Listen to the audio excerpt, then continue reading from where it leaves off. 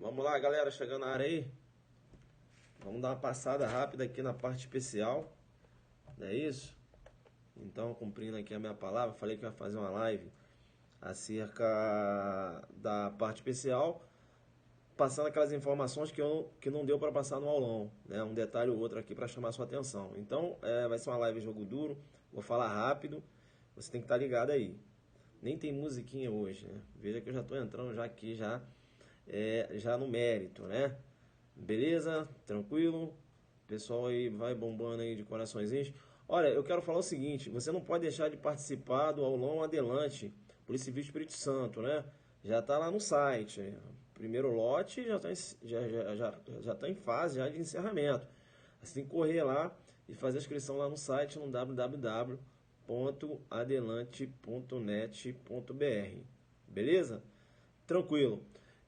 O pessoal que foi no aulão tá aí? O pessoal que foi no aulão tá aí? O pessoal tá com material aí? Vamos rapidinho aqui passar na parte especial? A gente vai passar na parte especial hoje, rápido, e no sábado eu vou tentar pegar lá a parte extravagante. Ou até amanhã, vamos ver se a gente vai conseguir fazer. A prova da PRF, que horas que hora que vai ocorrer a prova? No domingo, à tarde, pela manhã. 14 horas, então tá bacana. A gente vai ter tempo aí. Beleza. Vamos lá então. Na questão de número 1, lá no aulão, a gente abordou uma questão de feminicídio. Então fica esperto lá na questão do feminicídio, né? Lá no feminicídio, eles montaram a questão aqui misturando feminicídio com homicídio funcional. Então, sempre lembrando, tudo que o senhor falou da legítima estava nas questões do Ministério Público do Revisaço. É isso aí. Então, fica ligado na questão do homicídio funcional, que pode cair na sua prova. Então, a gente tinha abordado lá, se o agente mata, né, uma autoridade policial, por essa autoridade policial ter o investigado, você tem aí o chamado homicídio funcional, beleza? E ligado também quando se trata de feminicídio, né? A morte de uma mulher em razão do gênero, ou se não, aquela morte que ocorre lá naquele ambiente doméstico, né? Sendo a mulher vítima, você tem aí o chamado feminicídio. Fica esperto então. Então a gente abordou, falamos muito quando do homicídio, lá do homicídio funcional e do feminicídio. Eu lembro ainda que nós tratamos das decisões recentes do STJ, né? O STJ entende que o motivo fútil ele é compatível com dolo eventual, né? Decisão recente do STJ nesse sentido também. E o ciúme por si só não caracteriza motivo fútil, eu tinha falado na aula também. E também em relação à embriaguez, quando eu trato lá de homicídio. A embriaguez, ela não é incompatível com motivo fútil. A aplicabilidade lá da teoria Axion libera em causa. Beleza? A questão número 2, eu sei que eu bati com vocês lá, acerca do homicídio privilegiado, né? Em que o agente ele mata a vítima, logo em seguida a injusta provocação. O juiz aí pode reduzir a pena de 1/6 a 1/3. É o chamado homicídio privilegiado. E lá na questão eu coloquei que ele matou a vítima 2 horas após a injusta provocação. Veja, é o denominado dolo de ímpeto, né? O agente ele age, de forma imediata. Ele não reflete. Né? Não há que se falar no dolo refletido. O dolo é de ímpeto. É o que eu chamo aí de crime em curto-circuito. Beleza? Fica ligado aí, então, no homicídio privilegiado. A gente bateu em cima. Tá. A gente ainda abordou uma questão lá acerca do perdão judicial, né?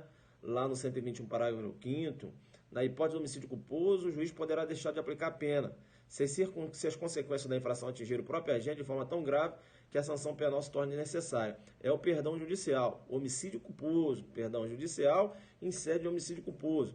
O CTB ele não prevê o perdão judicial. Professor, mas será que é possível o perdão judicial em sede de crimes lá do homicídio culposo, né? Lá na direção de veículo automotor, na órbita lá do CTB? Vai ser possível, mas se mencionar lá, segundo o CTB, aí a questão está errada, porque esse perdão judicial, ele é aplicado na órbita do CTB por analogia, beleza? tinha até essa previsão do perdão judicial lá no Código de Trânsito Brasileiro, mas ocorreu o veto. Né? Por quê? Porque aquele perdão no Código de Trânsito Brasileiro, ele era muito restrito. Haveria sim a possibilidade do perdão? Sim. Mas veja, só se envolvesse ascendente, descendente, né, alguns parentes, beleza? Aqui no perdão judicial do 121 não, ele é mais abrangente. Então aqui quando se trata de 121, parágrafo 5º, esse perdão aqui, ele pode ser concedido até por um amigo da vítima, que estava num veículo com ele, não é isso? E aí por analogia, aí eu aplicaria lá no CTB, e esse agente ele perdeu o carro, perdeu a direção do carro, o carro bateu, esse amigo dele acabou falecendo, há a possibilidade do perdão judicial, porque o 121, parágrafo 4º, ele não exige que haja uma relação de parentesco entre o autor e a vítima. Deu para entender aí? E o STJ entende que tem que também visualizar, né? Tem que constatar a relação de afeto. E a gente falava isso lá no aulão, questão de número 3, tá? Vamos ficar esperto aí. Vou falando mais rápido agora. Chama a sua atenção, você que vai fazer PRF, lá para o artigo 121, parágrafo 7º, tá? Quando se trata lá da causa de aumento, lá do feminicídio. A pena é aumentada de 1/3 até a metade se o crime for praticado, por exemplo, durante a gestante ou nos 3 primeiros meses posterior ao parto. E outras circunstâncias que estão logo nos incisos abaixo. Beleza? Inciso 2, inciso 3, inciso 4. Então, olha só, olha aqui. 121, parágrafo 7º, inciso 1, 2, 3 e 4, você não pode ir para a prova sem ler esses incisos. Beleza? Tranquilo? A gente aqui fala rápido, falamos aqui do homicídio. Eu já começo a falar aqui do induzimento, instigação, auxílio ao suicídio. E a gente falou lá no aulão, né? Fica esperto, né?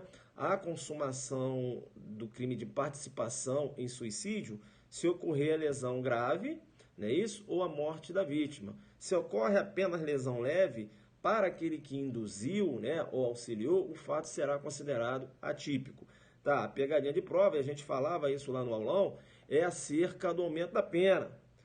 A pena ela é duplicada se o crime é praticado por motivo egoístico ou se a vítima é menor ou tem diminuída por qualquer causa a capacidade de resistência. Eu acho que a PRF eles não vão discutir quem seria essa vítima menor, porque aqui você tem divergência na jurisprudência. A corrente que eu vejo como a majoritária é aquela que entende que esse menor é de 14 a 18 anos, né? Então, se a gente induz um menor de 13 anos a cometer suicídio, ele vai responder por homicídio mediante a autoria imediata. Beleza? Tranquilo? Há uma outra corrente que entende que esse menor seria o menor de 18 anos. Então, tanto o de 14 a 18 como o de 13 também. Então, não se enquadraria a conduta do agente lá no homicídio, sim aqui no induzimento, instigação, auxílio ao suicídio com a pena duplicada. Beleza? Então, fica esperto aí nessa questão. E é bom você saber também que quando eu falo lá do induzimento, instigação, auxílio e suicídio, se o crime é praticado por motivo egoístico, não é isso? A pena é duplicada. Qual seria esse motivo egoístico, professor? Vou te dar um exemplo, né? A gente falava isso no aulão lá. Por exemplo, se eu quero o lugar de uma determinada pessoa, né, numa estrutura organizacional, e essa pessoa ela está passando por diversas dificuldades, ela vem conversar comigo. E aí eu falo o seguinte, olha, por que você não se mata? Na verdade, eu estou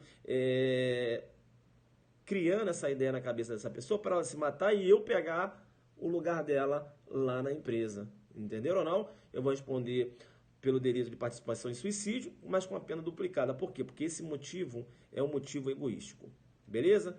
Tá. E a gente bateu na questão número 6, eu fui para a questão número 7, né?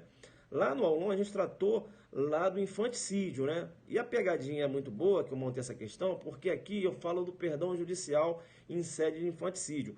Primeiro que não há que se falar em perdão judicial em sede de infanticídio, né? Veja, infanticídio a conduta é dolosa, inclusive. O infanticídio se trata de um homicídio especializado. É aquela mãe que mata o próprio filho durante o parto ou logo após, né, sob a influência aí do estado puerperal.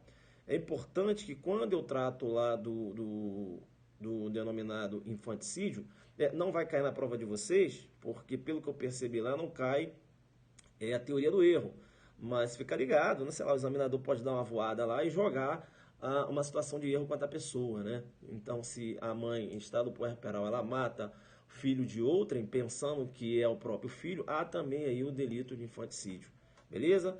Lá no artigo 20, parágrafo 3º, considera as qualidades da vítima que eu queria atingir, né? E não da efetivamente atingida, né? Quando eu trato lá do erro quanto à pessoa. E lembrando sempre, infanticídio ou conduta é dolosa. Não há possibilidade de você visualizar o infanticídio com a conduta culposa. Como assim, professor? Se a MEV ela está, ela acabou de ter ali a criança, né? Pelo estado puerperal, não há que se falar em infanticídio. Por quê? Porque a conduta é culposa. Você teria aí, doutrina majoritária, um homicídio culposo. Possibilidade do perdão judicial, é claro. Beleza? E aí a gente vai para a questão número 8, falava sobre aborto. Nessa questão do aborto aqui, eu vou chamar a atenção, que agora eu vou só nos pontos, né? Estou até falando muita coisa que eu falei no aulão. Bem, vou mudar agora a tática. Vou só nos pontos que eu não bati muito em cima. Lá no aborto, vou te chamar a atenção para o aborto do anencéfalo. Nesse aborto do anencéfalo não há necessidade de autorização judicial. Beleza? Não há necessidade. O médico ele vai poder praticar esse aborto, tá? Esse aborto do anencéfalo não tem previsão no Código Penal. No Código Penal eu tenho duas possibilidades de aborto praticado pelo médico, né, que é o aborto para salvar a vida da gestante, que eu vou chamar de aborto terapêutico. E o segundo lá é o aborto decorrente de estupro, que pode aparecer na sua prova assim, aborto humanitário, aborto ético ou aborto piedoso. Beleza? Aí eu tenho uma terceira possibilidade, que vem da jurisprudência, que é o aborto lá do anencéfalo. E eu tenho até uma quarta, mas essa quarta está sendo discutida ainda, não tem posicionamento firmado, um posicionamento firme, que é o aborto até o 3º mês de vida. Isso está sendo discutido. Se cair na sua prova, eu acho que se ele quiser bater, ele vai bater no anencéfalo. Então, veja, tanto no aborto necessário, né, que era para salvar a vida da gestante, não há necessidade de autorização judicial, tanto no aborto decorrente de estupro, que também não há necessidade de autorização judicial, como o aborto também do anencéfalo, também não há necessidade de autorização judicial. Qual é a pegadinha? Ele vai colocar mediante autorização judicial, quando se tratar, por exemplo, de anencefalia. Beleza? Tranquilo? Professor, e no aborto do 3º mês, será que até o 3º mês de gestante também teria necessidade de autorização judicial? Julgado também mencionou que não haveria necessidade de autorização judicial. Beleza? Então fica esperto aí. Eu vou aqui batendo firme. Se liga lá no artigo 127, tá? Trata lá as formas qualificadas, quando eu trato lá do aborto qualificado. Artigo 127. Bem, questão de número 9, a gente tratava sobre lesão corporal lá no aulão. Aí eu vou te chamar a atenção para 2 parágrafos aqui. O 129, parágrafo 9, que trata lá da lesão corporal no ambiente doméstico, fica ligado na pena de 3 meses a 3 anos. E eu vou chamar a atenção ainda lá para o 129, parágrafo 12. Grande probabilidade de cair na sua prova, porque é a lesão corporal funcional. Veja que se a lesão corporal ela é praticada, e aqui fica esperto, né? Quando eu trato lesão corporal funcional, e aí eu tenho que ficar ligado se é grave ou gravíssima, quando eu trato lá de hediondos. Quando eu trato aqui da lesão corporal só para a incidência da causa de aumento, né, porque a pena é aumentada de 1 a 2/3, basta que haja lesão. Né? Se a lesão for praticada contra a autoridade ou agente descrito no artigo 142, 144, integrante do sistema prisional da Força Nacional de Segurança, no exercício da função em decorrência dela, ou contra seu cônjuge, companheiro, parente consanguíneo até o 3º grau em razão dessa condição, a pena é aumentada de 1 a 2/3. Grande probabilidade de cair. Isso é um PRF que é lesionado, né? Porque multou, olha aí, multou o Tício ficou com raiva, foi lá e lesionou o PRF. Vai responder por lesão corporal, a pena aumentada de 1 a 2/3. Beleza? Então fica esperto aí. Tá, lá na questão 10, eu comecei a abordar o furto, não foi isso? Vou chamar a sua atenção. Vai cair na sua prova. Você não pode ir para a prova sem visualizar lá o artigo 155, parágrafo 4º, parágrafo 5º, parágrafo 6º e parágrafo 7º. Probabilidade 99% de cair na sua prova. Beleza? São as figuras novas, né, que tratam lá, novas qualificadoras do furto. Então fica esperto aí. 155, parágrafo 4A, parágrafo 5º, parágrafo 6º e parágrafo 7º. Não vai para a porra da prova sem dar uma olhada. Você tem escala penal aí, né? Novas escalas penais, dá uma olhada aí, né? Aqui você tem o abigeato, já estava batido, mas agora eles podem cobrar lá a pena da subtração, se a subtração incidir em substâncias explosivas, né, ou de acessório que conjunto ou isoladamente possibilita a sua fabricação, montagem ou emprego, como menciona lá o parágrafo 7º. Beleza? Tranquilo? Então vamos ficar ligado aí. Ou o 155 parágrafo 4º, que menciona lá que a pena de reclusão de 2 a 10 anos e multa se houver um emprego de explosivo ou artefato análogo que cause perigo comum. Beleza? Essas novas qualificadoras vão cair na prova domingo. Não tenha dúvida disso. Foi por isso que a gente fez a questão de número 10 lá. Beleza? Tranquilo? Tá. Abigeato a gente bateu lá, né? Tá. Aquela questão, e aqui é interessante, porque nessa questão aqui que eu abordei, que a mulher, ela se passou como namorada, né, do proprietário do veículo e fez com que o manobrista entregasse a chave do veículo para ela, aqui você tem estelionato, não é isso?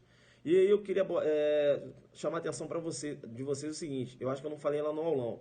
Quando falar de test drive, aí você sai daquela técnica que eu ensinei no aulão. Test drive e colocou STJ, sempre você vai considerar furto mediante fraude. Mesmo que a vítima tenha entregado, induzido a erro, tenha entregado, por exemplo, o veículo a uma determinada pessoa.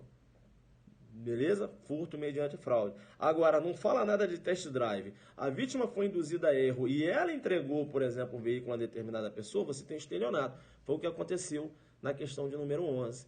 Beleza? Então, fica esperto aí em relação ao furto qualificado mediante fraude, ao estelionato, né? E apropriação indébita também. Né? Eu expliquei lá no aulão, acho que não é o caso de explicar aqui tudo de novo. Beleza? Tá.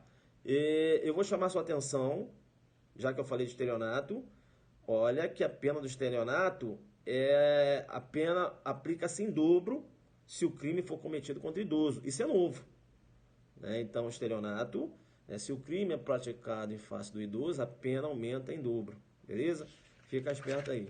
Tranquilo. Ainda em relação ao furto, eu quero falar sobre o furto, né?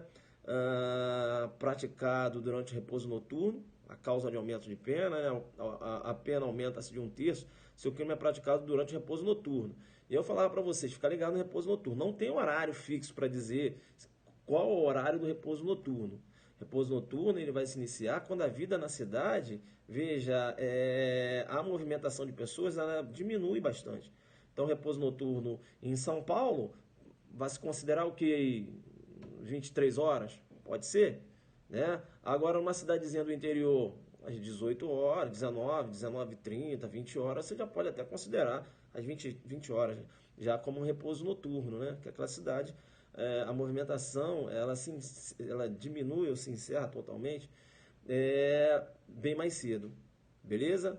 Tá?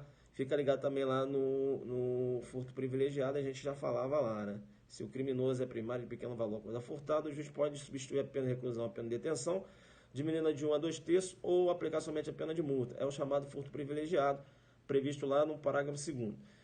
Bem, eu não sei se de repente o CESP vai jogar duro. Se ele jogar duro, ele vai perguntar se a causa de aumento se aplica às qualificadoras, tá? Correto, as causas de aumento se aplicam às qualificadoras, tá? As qualificadoras. Agora, veja, é importante você saber, né, quando eu trato aqui das causas de aumento, que ela se aplica qualificadora. Tá? Quando eu trato da causa de... Qual causa de aumento? A repouso noturno. A repouso noturno. Beleza? Tranquilo. Tá? Quando eu trato de causa de diminuição, que é o furto privilegiado, né, aí você tem que ficar esperto. Por quê? Porque o furto privilegiado se aplica às qualificadoras? Também se aplica. Mas veja, desde que a qualificadora, né, seja de ordem objetiva. Se for uma qualificadora de ordem subjetiva, não é possível. Como, por exemplo, o abuso de confiança, né? Abuso de confiança, a doutrina aponta que é uma qualificadora de ordem subjetiva. Beleza? Tá, pode cair lá na tua prova também objeto de furto, a gente tinha falado lá no aulão, né? Res nullus, coisa de ninguém. Coisa de ninguém não pode ser objeto de furto. Res derelicta, coisa abandonada. Coisa abandonada também não pode ser objeto de furto. Mas eu tenho aí a chamada res desperdita, né? Que também não vai ser objeto de furto, mas pode ser objeto lá do crime de apropriação de coisa achada, né? Veja, passando, trata-se de um crime a prazo, inclusive, passando um prazo de 15 dias, você tem um crime consumado. Então, aquele que acha alguma coisa perdida, ela deve procurar seu proprietário ou entregar numa delegacia de polícia no prazo de 15 dias. Passou esse prazo, você tem um crime consumado aí de apropriação de coisa achada. A gente falava isso no aulão. A questão número 12 é a velocidade do aulão. Questão de número 12 trata lá do sequestro relâmpago. Né? A diferença lá do sequestro relâmpago para o roubo com restrição de liberdade da vítima. Roubo com restrição de liberdade da vítima. Entrei no veículo, fui com a vítima a determinado local e depois eu liberei a vítima. Eu não preciso da vítima para levar aquele veículo. Roubo, né? Eu tenho aí o roubo, uma privação, né? De liberdade da vítima. Beleza? Tranquilo? Importante. Tá. Quando eu trato de lá da extorsão, né, com a restrição de liberdade da vítima, é diferente, né? Extorsão com a liberdade da vítima. Extorsão com a restrição de liberdade da vítima. Aí é o chamado sequestro relâmpago. Há necessidade da restrição de liberdade da vítima, porque a vítima tem a senha, né? Eu dependo da vítima para obter aquele valor econômico, né? Aquele indevido valor econômico. Beleza? Só chamando a atenção, roubo com restrição de liberdade da vítima, né? Eu falei privação, não, restrição. Privação é uma coisa mais prolongada. Se há privação, eu tenho sequestro e roubo na pegada de monstro aí, jogando duro demais. Beleza? Posso continuar? Como é que tá esse ritmo aí? Ritmo tá bom, né? Para aquele pessoal que foi no aulão, né? Que a gente só tá dando aquela pincelada para ver se eu não deixei passar nada aqui. Vamos lá? Tá. Questão de número 13, eu falava do roubo próprio e do roubo impróprio. Não é isso? Roubo próprio, a violência pode ser própria ou imprópria. Né? O agente, ele subtrai, ele aplica, ele primeiro aplica a violência própria ou imprópria e depois ele subtrai a coisa. Não é isso? É aquele agente que golpeia a vítima e subtrai o relógio da vítima, ou aquele agente que coloca um pozinho na bebida da vítima e depois ele subtrai o relógio da vítima. Eu tenho roubo com violência própria e roubo com violência imprópria, né? Imprópria, colocou lá um Boa Noite Cinderela, né? Um pozinho lá, a vítima adormeceu, ele subtraiu a coisa. Ou empregou violência e logo após ele subtraiu a coisa. Roubo com violência própria. Agora, eu posso também ter essa violência sendo empregada após o agente se apoderar da coisa. É o que eu vou chamar de roubo impróprio, né? Que na sua prova pode aparecer assim, roubo por aproximação. Beleza? Roubo por aproximação é um roubo impróprio. Ele emprega a violência depois que ele está com a coisa. Aí vem a pegadinha de prova. Tá? Primeiro, vamos lá. No roubo próprio com violência imprópria. A violência imprópria, ela pode se apresentar de diversas maneiras. É que você, quando estuda, você só visualiza aquela violência, né, que o agente pega, coloca um pozinho na bebida da vítima adormece e ele subtrai a coisa. Mas eu ainda tenho violência imprópria, se o agente encontra a vítima dormindo, ele amarra a vítima na cama. Violência imprópria reduz a impossibilidade de resistência da vítima. Ou, se a vítima vai ao banheiro e ele tranca a vítima no banheiro e depois subtrai a coisa. Também eu tenho roubo próprio com violência imprópria, entendeu? Porque a redação é reduzir a impossibilidade, né? Reduzir a impossibilidade de resistência. Eu posso reduzir a impossibilidade de resistência amarrando a vítima na cama. Eu posso reduzir a impossibilidade de resistência trancando a vítima no banheiro. Eu posso reduzir a impossibilidade de resistência, colocando um pozinho na bebida da vítima, a vítima bebe e adormece. Entendeu ou não? Fique esperto, tá? Qual a pegadinha de prova que pode aparecer na sua prova? A pegadinha de prova que pode aparecer é ele colocar uma violência imprópria após a subtração. Né? O Tício, ele pega o relógio da vítima, ele quer sair daquele local, colocou um pozinho, a vítima adormeceu, ele saiu. E aí a questão vai te jogar lá por roubo com violência imprópria. Você vai errar, porque aí você teria furto. Né? Por quê? Porque a violência imprópria ela foi empregada após. E quando eu trato de roubo impróprio, não há possibilidade de violência imprópria no roubo impróprio. Deu para entender? Se não entendeu, você vai pegar lives anteriores, que isso a gente já bateu direto. Aqui é a revisão para quem está jogando duro. Eu vou te chamar no PC para dizer o seguinte, fica ligado, roubo de uso, né? Roubo de uso, o fato é típico. Quando eu trato de furto de uso, não. É isso? Mas roubo de uso, sim. E também na órbita, quando eu trato de furto de uso, quando eu raciocino no Código Penal. Porque quando você vai no Código Penal militar, o furto de uso é considerado típico. Roubo de uso. Roubo de uso é roubo. Beleza? Você tem questão do furto de uso, que é no Código Penal é atípico, mas no Código Penal militar é típico. Beleza? Teoria da consumação do furto e roubo. Teoria da Mócio. Né? Mócio apreensio. É amócio. Né? Não mócio. Amócio. Né? Não movimento, não deslocamento. Basta a inversão da posse mansa e pacífica. Beleza? Tá. Questão que deve cair na sua prova também é a alteração da escala penal lá do latrocínio. Alteração da escala penal lá do latrocínio. Beleza? Há uma alteração, né? Veja que a pena agora é de reclusão de 7 a 18 anos. Né? Ou melhor dizendo, a reclusão é de 20 a 30 anos. Né? Então há uma alteração aí, fica ligado, tá? Beleza? Súmula 610 também, muito tranquilo, né? Sempre, muito embora o latrocínio seja um crime contra o patrimônio, mas a jurisprudência entende que deve se valorizar mais a vida. Então, se eu tenho uma subtração de veículo tentada mais morte consumada, eu tenho um latrocínio consumado. E não latrocínio tentado, considerando que o bem não foi subtraído. Né? Ocorreu uma tentativa na subtração do bem, do patrimônio.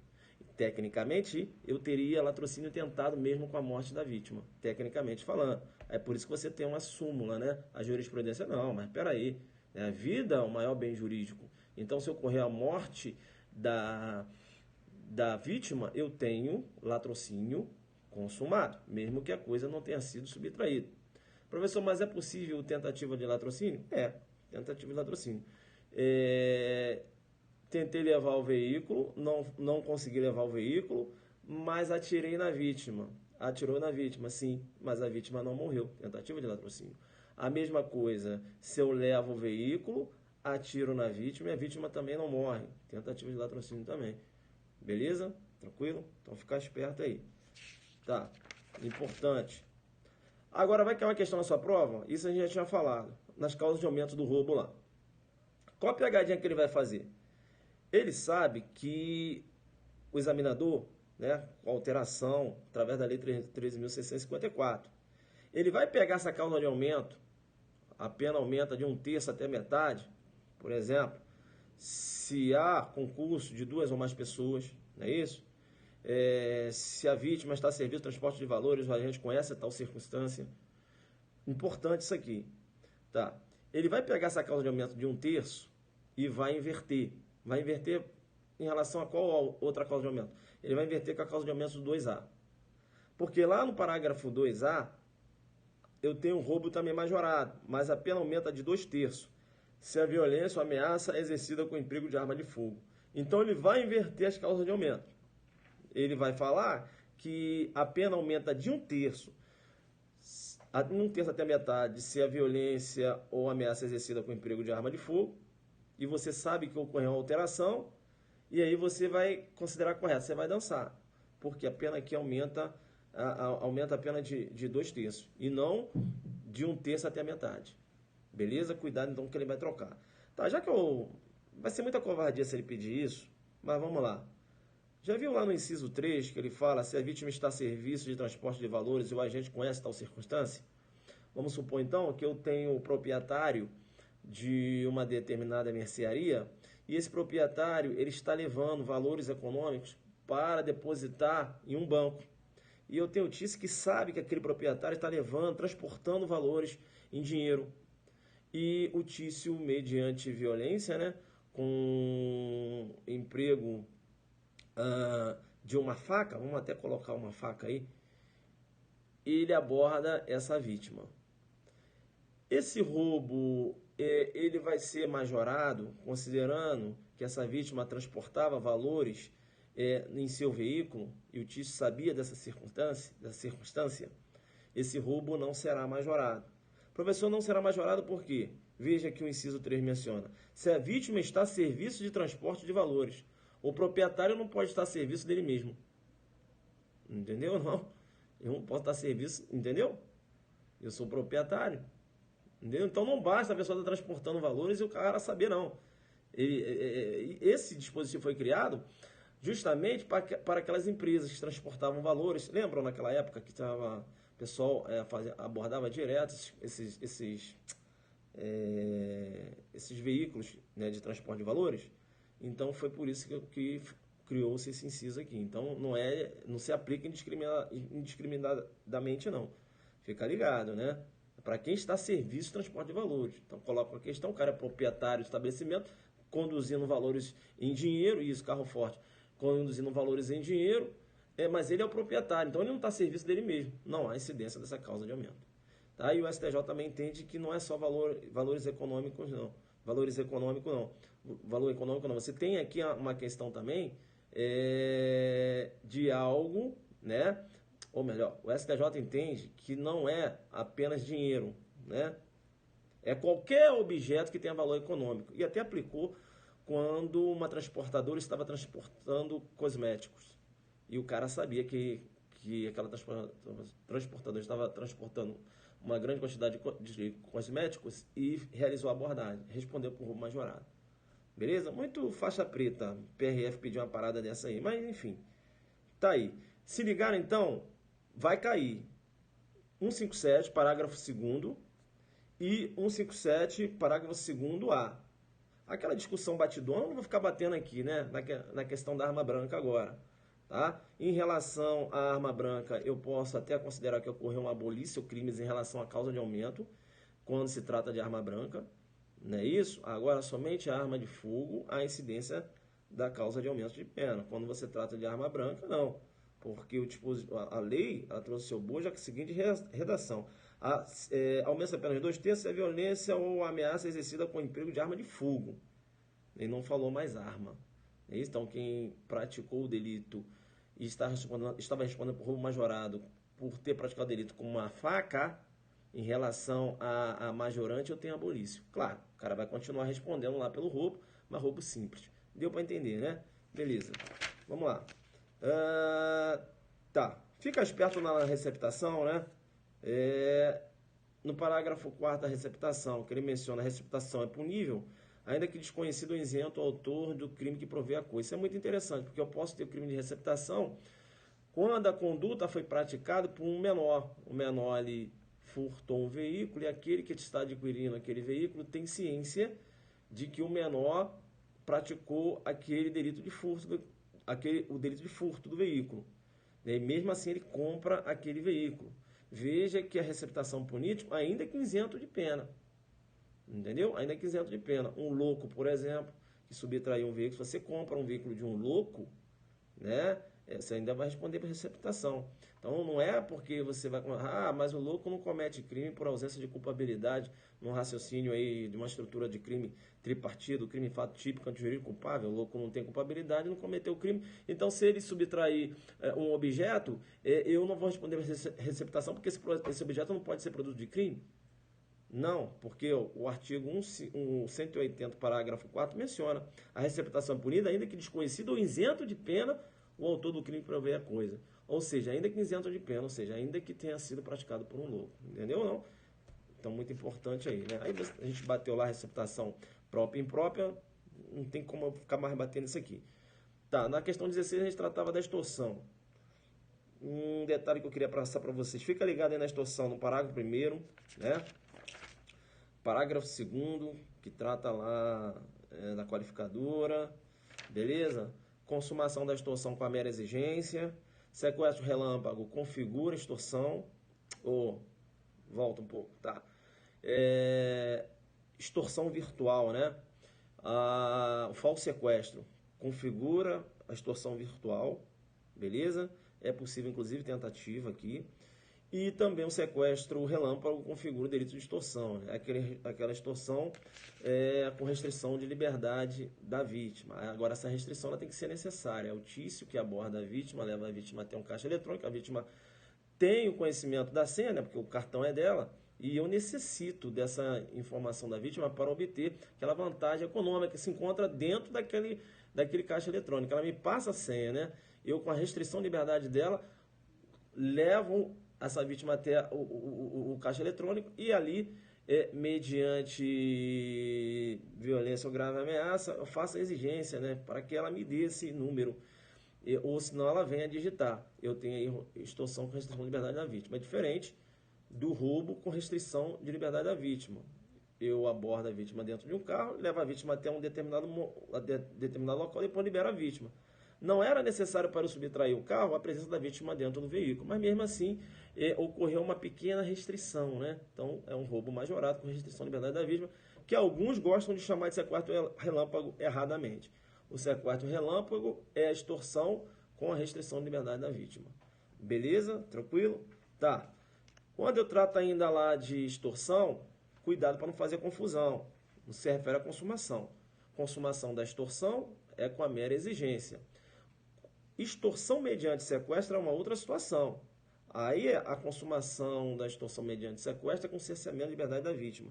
E a gente sempre fala isso.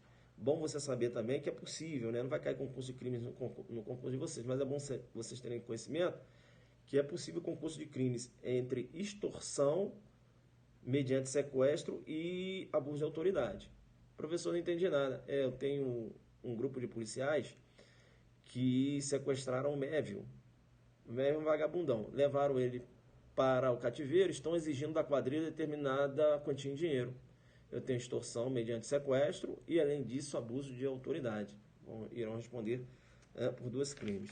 Lembrando que tanto que a extorsão mediante sequestro, isso que eu quero falar, extorsão mediante sequestro é um crime permanente. Beleza? A possibilidade é de flagrante. E você também não pode deixar de ir para a sua prova sem analisar a extorsão mediante sequestro lá qualificada, né? Se o sequestro dura mais de 24 horas, se o sequestrado é menor de 18 anos ou maior de 60 anos, ou se o crime é cometido por quadrilha ou bando, leia-se agora associação criminosa. 159, parágrafo 1º, é importante. Você não pode ir para a sua prova sem dar uma olhada nele. Essas circunstâncias aqui adoram cair em prova. Beleza? Tranquilo? Vê lá também a extorsão mediante sequestro, resultado morte, né? Ou lesão corporal grave. Temos penas aí, né? Escala penal diferenciada. Beleza? Então fica ligado aí. Tá, eu sei que na questão de número 18, a gente abordou lá os crimes contra a honra, né? Os crimes contra a honra. Bem, e aí a gente falava da exceção da verdade, enfim, não vai dar aqui para mergulhar nisso. Mas eu vou chamar a sua atenção. Primeiro, em relação à retratação. Retratação só é possível na calúnia e na difamação. Injúria não é possível. Quando eu trato de exceção da verdade, na calúnia é regra. E lá na difamação é exceção. Tá, o que o examinador pode pedir na sua prova? A natureza jurídica. É jogar duro demais, mas pode pedir. Qual a natureza jurídica da exceção da verdade? Quando eu trato do crime de calúnia? Causa de exclusão de tipicidade. Qual a natureza jurídica da exceção da verdade? Quando eu trato de difamação? Causa de exclusão de ilicitude. Então fica esperto, né? Ele pode trocar aí. Beleza? Calúnia. Atribuir é atribuição falsamente de fato definido como crime. Calúnia. Então, fato. Tício, tal data, entrou na casa do Mévio. Isso é fato. Eu sei que entrou na casa do Mévio e subtraiu uma bicicleta. Eu sei que isso é mentira. É falso. Isso é calúnia. Se, além de eu mencionar que Tício, em tal data, entrou na casa do Mévio, subtraiu uma bicicleta e registrar a ocorrência policial, eu tenho a denunciação caluniosa. Beleza? A gente não responde pela calúnia, vai responder pela denunciação caluniosa. É um plus. Beleza? Tá. Se eu falo, o Tício, em tal dia, estava realizando apontamento do jogo do bicho. Aí não se trata de calúnia, porque eu estou atribuindo uma contravenção penal. E esse fato eu sei que não ocorreu. Tá aí, professor, quando eu atribuo uma contravenção penal, calúnia não é, né? Não é. O fato é atípico, eu não falei isso. A gente vai responder por difamação. Beleza? E a difamação, ao contrário da calúnia, a difamação é a atribuição de um fato que pode ser verdadeiro ou falso, mas esse fato ele vem a atingir a reputação da vítima. Eu falar que o Mévio, tal dia, estava andando embriagado. né, num determinado local. E esse fato é verdadeiro. Mas quando eu estou propagando esse fato, né, falando, né, esse fato, veja, eu estou aqui cometendo delito de difamação. Difamação, né? Fato verdadeiro ou falso, desde que não seja um fato considerado criminoso. Eu tenho lá a difamação. Beleza? Importante. Tá? Calúnia, atribuição de fato. Difamação, atribuição de fato. Injúria, qualidade negativa. É diferente quando eu falo, Cutício, tal data entrou na casa do Mévio para subtrair uma bicicleta. Isso é fato. Que eu sei que não ocorreu. Agora, quando eu chamo Tício de ladrão, aí eu estou atribuindo uma qualidade. Isso é injúria.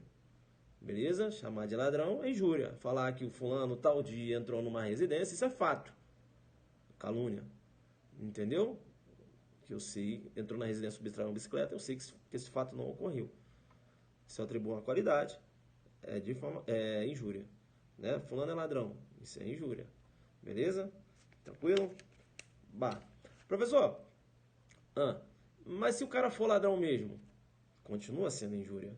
É uma qualidade negativa, né? Continua sendo injúria.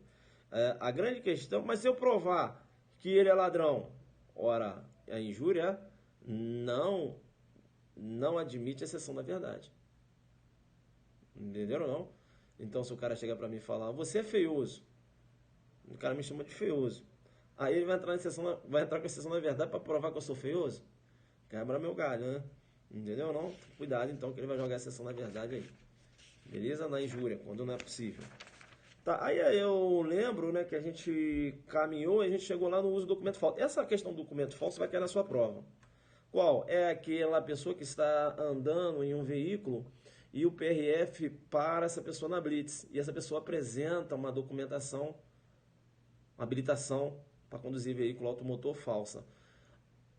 Você tem uma discussão em sede doutrinária, porque o transporte de documento falso, né, você só transportar documento falso, isso é fato atípico. Professor, o fato típico é você falsificar e usar, entendeu? Ou você falsifica, né, ou você não só falsificou, mas está usando. Beleza? Tranquilo? Falsificar ou usar. Agora, transportar documento falso, você tem a tipicidade do fato. Então, se durante uma operação policial, os policiais mandam o Tício ficar na parede, os policiais colocam a mão no bolso do Tício, não, e acham um documento de identidade falsa, o fato é atípico para o Tício. Por quê, professor? Não tem prova que ele falsificou aquele documento. E segundo, ele não usou, ele não apresentou os documentos, os policiais que acharam no bolso dele. Beleza? Tá. E aquela pessoa que está transportando tá. Aí tem a discussão. Professor, mas se o policial pedir ele apresentar o documento falso? Aí você tem discussão na doutrina. Há quem entenda que vai responder por uso do documento falso, há quem entenda que estaria cobertado pelo princípio do nemo tenetur sed tegere. Princípio da não autoincriminação. Tá. Quanto à habilitação de veículo para conduzir veículo automotor, aí não se discute muito não.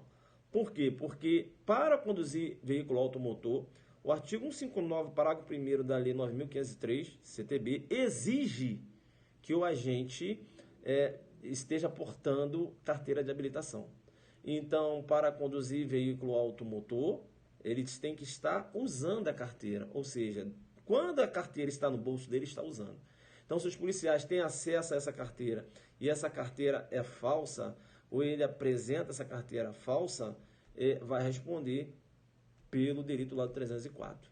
Beleza? Né? Que é o uso de documento falso, carteira de habilitação falsa. Questãozinha boa para cair lá na PRF. A supressão de documento, o artigo 20, eu tinha falado para vocês, supressão, né? Aí tá lá o 305. O que é destruir? Eliminar, suprimir, riscar, ocultar, esconder. Beleza? Em benefício próprio ou de outro, ou em prejuízo alheio, documento público ou particular verdadeiro.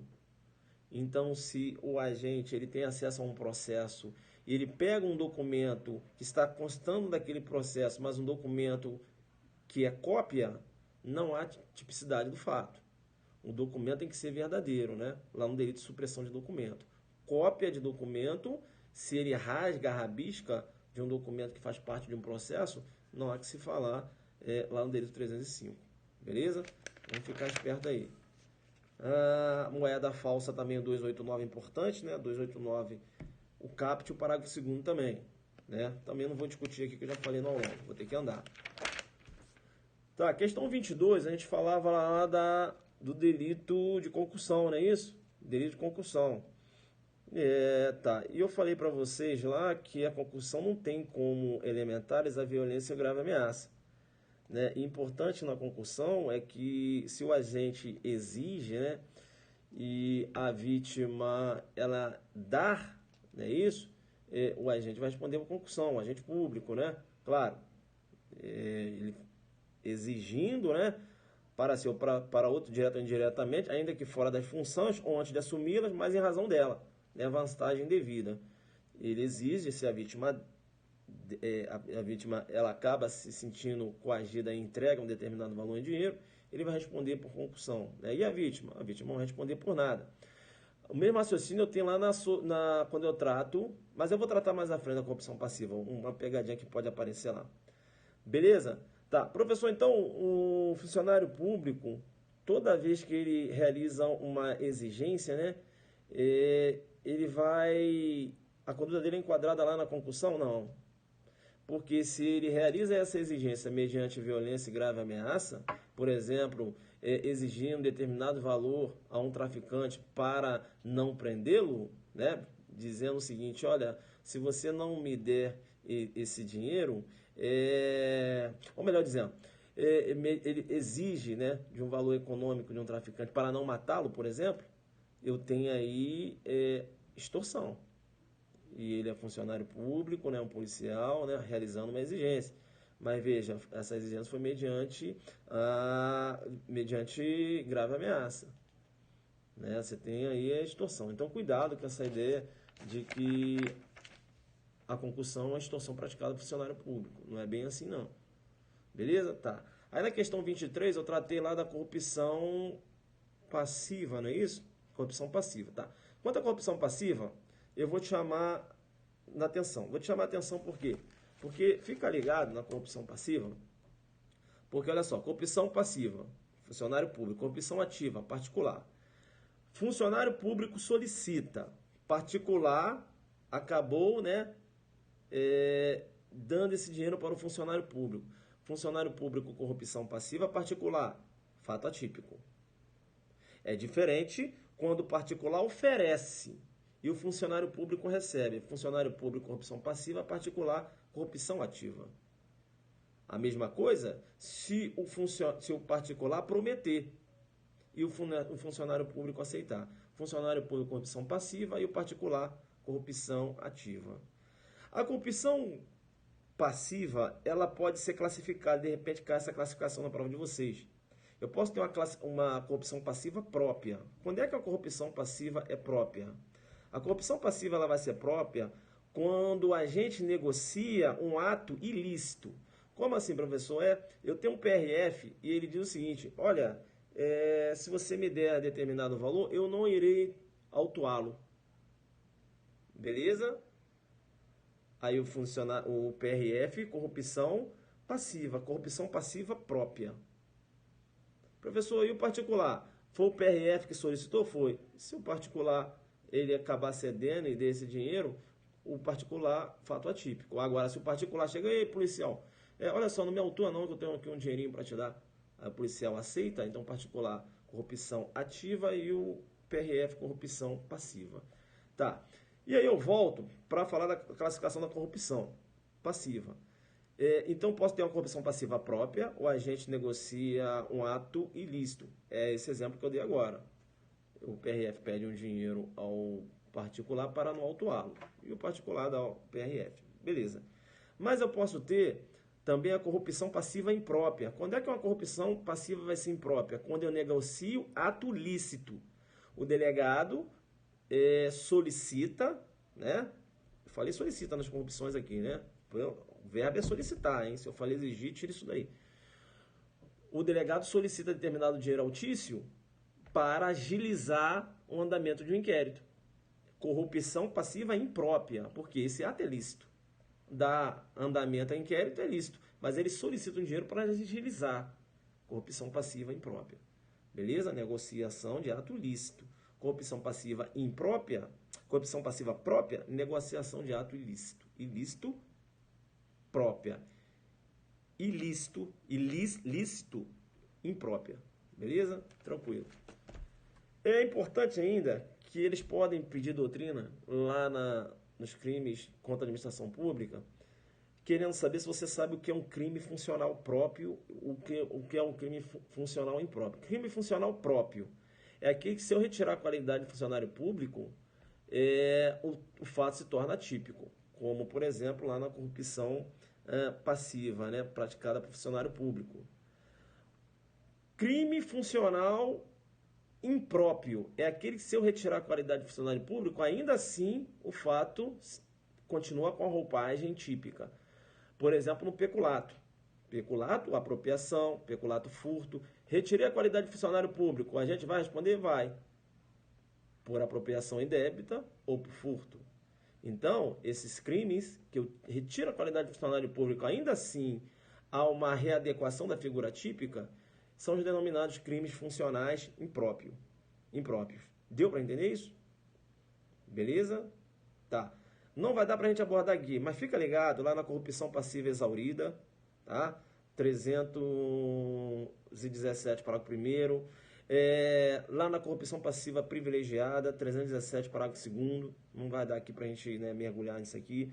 Fica ligado também que na corrupção ativa, também eu tenho a corrupção ativa exaurida, artigo 333, parágrafo único, né? Como assim exaurida? Aquele particular, por exemplo, que oferece determinado dinheiro altíssimo a funcionário público e o tício ele deixa de praticar determinado ato em decorrência daquele recebimento de dinheiro, o particular vai responder por corrupção ativa com a pena aumentada. Aumenta-se a pena de 1/3. É a chamada corrupção ativa exaurida. E o particular, ele por ter recebido esse dinheiro e ter não praticado um ato, não é isso? Ele também vai responder pela corrupção passiva exaurida também. Beleza? Aqui, a corrupção passiva dele vai ser a corrupção passiva exaurida. E o outro lá, corrupção ativa exaurida. Passiva exaurida, eu também tenho aumento de pena. A pena aumenta de 1/3. Beleza? Né? E o parágrafo 2º trata lá do jeitinho brasileiro, que é a corrupção passiva privilegiada. Beleza? Tá. Aí eu falar com vocês acerca do peculato, na questão 24. O peculato é conceituado doutrinariamente como um crime funcional impróprio, né? Ou misto, pode vir esse nome também, tá? Impróprio ou misto. Tá bom? Até você ter marcado aí. Tá, se liga que o peculato, eu posso ter o peculato da apropriação, né? O agente se apropria de um bem público, utilizando-se da facilidade do cargo. Agora, eu também tenho um peculato quando o agente se apropria de um bem particular, na custódia da administração pública. O PRF apreendeu um veículo numa blitz, levou para um departamento e lá tem o tício que também é PRF. Ele é responsável por aqueles veículos. Aí ele se apropriou desse veículo, que é de um particular, uma BMW, sabe? Ele queria tirar uma onda. Eu tenho um peculato de apropriação? Sim. Esse peculato, que você se apropria de um bem particular, ele recebe um nome. E pode cair na sua prova. É o chamado peculato malversação. Apropriação de bem particular que se encontra na custódia da administração pública. Peculato, malversação. Isso, malversação. Beleza? Tá. Fica ligado lá no peculato desvio, porque se for um caso de desvio para obra pública, o agente vai responder lá por crime de desvio de obras públicas, de desvio de verba pública, lá do artigo 315. Beleza? E não peculato desvio. Tranquilo? Fica esperto aí, tá? Tá. Chama a atenção para o peculato furto, quando ele trata lá do 312, parágrafo 3º, porque se a reparação do dano se precede a sentença irrecorrível, extingue a punibilidade. Se lhe é posterior, reduz a metade, reduz de metade a pena imposta. Essa possibilidade de reparação do dano, né, na questão da extinção da punibilidade, veja, e bem como essa possibilidade de diminuição de pena, é aplicável apenas o peculato furto. Não há que se falar quando você trata o peculato furto. Ó. É aplicável a pena ao peculato culposo. Não há que se falar quando se trata do peculato doloso. Beleza? Fica ligado aí no peculato culposo, né? Isso aqui no ritmo de monstro total, né? Veja, é quase 1 hora, mas ó, bom aqui. Eu fico feliz que eu estou chegando no final. Eu vou chamar a sua atenção. Metralhou, hein, professor? Agora eu vou beber uma água. Só de... Entenderam o que é um ritmo de aulão para quem está estudando? Você que está tonto aí do outro lado? É muita informação. Entenderam como é? Viu aí a sistemática? A pegada é essa daí, né? Esse é o ritmo do nosso aulão. Aí fala lá, pô, professor acerta, pô, mas eu consigo passar. Ó, eu vou fazer 1 hora agora. Tu viu a revisão que eu fiz aqui, filhão? Sem ficar de conversa fiada. Eu vou no que cai, porra. Ah, Azul que acertou as questões, claro, pô. Ele estuda, ele consegue fazer o sistema lá e só vai no que. Entendeu? Você que já fez a revisão, praticamente está fazendo tudo de novo. Não, mas não dá agora responder, se ficar super feliz. É pergunta no Insta. Eu tô aqui agora, né? Tá dando espaço para pergunta. Por quê? Porque é a minha revisão para quem foi no aulão. Não dá para responder aqui, né? Deixa eu continuar aí que eu vou fechar 1 hora aqui. Bem, eu vou chamar a sua atenção lá para o peculato mediante erro de outrem, lá do 313. Pode cair também, bem como o peculato eletrônico, 313A. Beleza? E fica ligado no se refere ao funcionário. Porque quando eu falo 313A, o funcionário ali ele faz alusão ao funcionário público autorizado. No 313B, só funcionário. Né? Aí você vai ver a redação, vai comparar uma com a outra. Eu não vou perder tempo aqui, porque eu tenho que andar. Lá na questão de número 25, eu tratei... De que é isso aqui, cara? Ah, tá. Da possibilidade do particular cometer crime... cometer o crime de peculato. Quando isso vai acontecer? Isso vai acontecer quando esse particular agir em concurso de pessoas. É claro que ele tem que conhecer aquela qualidade de funcionário público do comparsa dele. O comparsa dele, a questão trabalhava aqui, né? Ele trabalhava no departamento público, aí ele chamou um amigo dele, que é particular. E aí eles subtraíram o computador daquela repartição. Foi até numa delegacia, né? Repartição policial, do jeito que a gente montou a questão aqui. Então os dois vão responder por peculato. E não um por peculato... Os dois vão responder peculato furto. E não um por peculato furto e o outro por furto. Os dois vão responder aí por peculato furto. Beleza? Importante, né? Importante. Tá, o 26 a gente tratou da prevaricação. Eu vou chamar a sua atenção, porque você sempre fica achando que a prevaricação é um ato omissivo. Sempre omissivo. Não. A prevaricação pode ser decorrer de um ato omissivo, ou pode decorrer também de um ato comissivo. Porque o tipo é deixar ou praticar indevidamente ato de ofício, ou praticá-lo contra a disposição expressa de lei. Não é isso? Tá. Vamos ficar esperto quando eu trato de prevaricação, por quê? Detalhe. Vamos ficar esperto porque... Primeiro, se você analisa a questão, aí tá vendo lá que o funcionário público deixou de praticar um ato. Busca o motivo. Sempre você tem que buscar um motivo. Deixou de praticar um ato para satisfazer interesse ou sentimento pessoal. Prevaricação. Deixou de praticar um ato porque recebeu uma determinada quantia. Corrupção passiva. Deixou de praticar um ato por indulgência, ou seja, um ato de punir um subordinado por uma questão de indulgência. Aí eu tenho a condescendência criminosa. Então não é funcionário público deixou de praticar um ato de prevaricação. Não, filho. Veja o motivo. Às vezes ele não praticou um ato porque recebeu um dinheiro. Corrupção passiva. Às vezes ele não praticou um ato, por exemplo, não puniu um funcionário porque, né, por indulgência, condescendência criminosa. Às vezes ele não puniu um funcionário porque recebeu um dinheiro. Aí o cara joga condescendência criminosa, tu vai dançar. Aí é corrupção passiva. Viu como ele, né? Então, condescendência criminosa. O superior é que deixa de punir o subordinado. Sim, mas qual foi a motivação? Não, a questão falava que tinha recebido um dinheiro. E tu meteu condescendência criminosa nisso? Eu fui porque eu funcionei. Não, porque o superior... Não, filhão. Tem dinheiro. envolvendo nisso aí. Então, você veja, você tem corrupção passiva, né? Tem que ela. Quando você trata lá da condescendência criminosa, você tem que saber, né? Qual foi a motivação, não é isso? Quando aquele contexto de que aparente condescendência criminosa, né? Aparente, que quando você vai dar uma olhada, ó, deixou de punir de punir o subordinado para satisfazer interesse pessoal. A questão fala isso. Aí tu tá lá com a descendência criminosa, não é isso?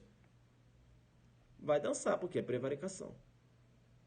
Aí, ó, porque ele não praticou o ato. Entendeu? Então, cuidado.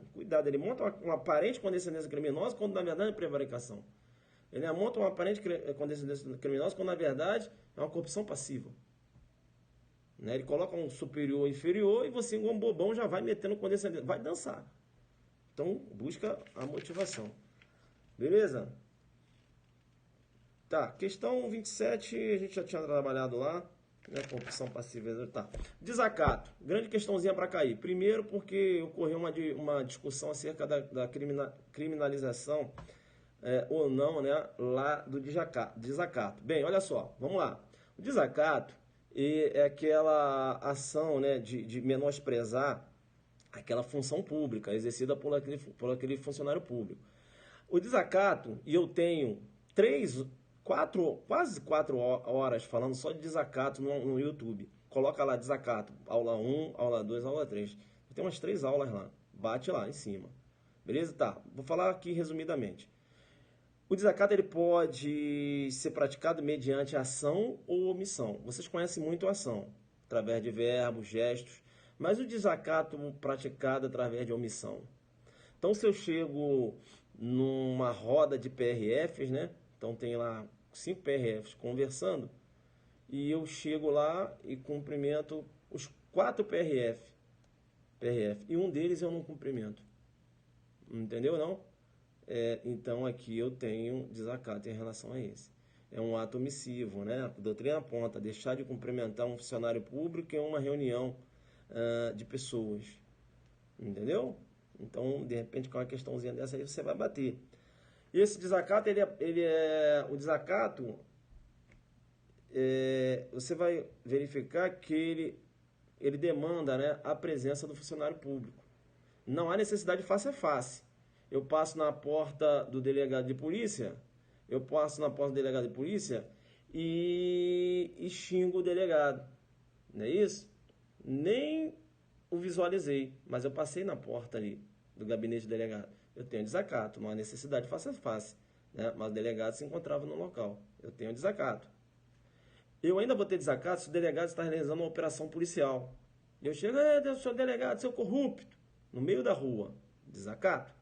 Eu tenho desacato ainda se o delegado não está na delegacia, não está realizando uma operação policial, se encontra na praia de férias. E eu passo lá e falo, seu delegado, seu corrupto. Eu tenho desacato. Agora veja, essa ofensa está ligada ao exercício do cargo dele. Porque se eu passo, professor, injúria majorada, não. Que tem infidelidade com o exercício da função. Tá dando para entender? Chamar o delegado de infiel, isso não é desacato. Porque isso não está ligado às suas funções. Entenderam ou não? Aí você teria uma injúria. Né? E a injúria também não está atingindo o seu exercício da sua função. Então também não seria aquela injúria majorada. Agora, se eu chego numa roda de amigos e falo, aquele delegado não, é um corrupto, né? Aí você tem injúria majorada. Por quê? Porque não foi na presença do funcionário público. Mas eu estou ofendendo em razão da função. Deu para entender isso? Então fica esperto aí. E o desacato, o STJ, né, pacificou, entendendo que é crime. Então a gente responde. Beleza? Tá. Eu vou fechar aqui agora essa revisão de 1h04, né? Só falando que eu não deu para falar no aulão. E acho que aqui a gente complementa, claro. Eu acho que 70% da prova vai cair do nosso material. Não sei quem está estudando, viu aqui que eu, né? Claro, dá uma olhada lá em tráfego de pessoas, não deu pra gente pegar aqui, mas eu segui o edital, beleza? Eu vou chamar a sua atenção ainda para a súmula 599, não se aplica o princípio de insignificância nos crimes praticados contra a administração pública. O STF tem uma pegada diferente, entendendo que é possível aplicar, mas eu acho que eles vão pedir o STJ, lembrando sempre que, muito embora tenha essa discussão, há o posicionamento em sede própria, mesmo em sede STJ, na possibilidade da aplicação do princípio de insignificância contrato de descaminho. Beleza? Tá. 2 pontos importantes que pode cair na sua prova. Cuidado. Exploração de prestígio versus tráfico de influência. Ele vai armar uma pegadinha aqui. Exploração de prestígio, você vai verificar o tipo, tem a mesma redação do tráfico de influência. Só que aqui, quando eu trato de exploração de prestígio, ele fala influir em juiz, jurado, órgão do Ministério Público, funcionário de justiça, perito, tradutor, intérprete ou testemunha. Aí tem lá uma pena de 1 a 5 anos.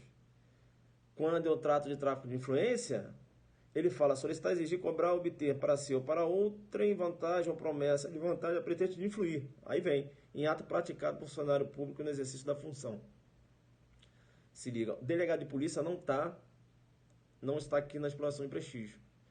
Se for delegado de polícia, vai entrar aqui no tráfico de influência, né, que é essa redação que eu li agora. Então, cuidado. Ele vai tentar trocar, ele vai tentar jogar tráfico de influência com exploração de prestígio. E outra coisa, veja que quando eu trato de exploração de prestígio, se eu insinuo que o dinheiro, inclusive, era para o juiz, que eu estou dizendo que eu tenho influência, a pena aumenta de 1/3.